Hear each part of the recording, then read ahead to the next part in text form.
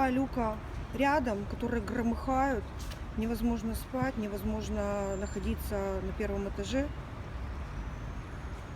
Не герметизированы, не закреплены, ничего.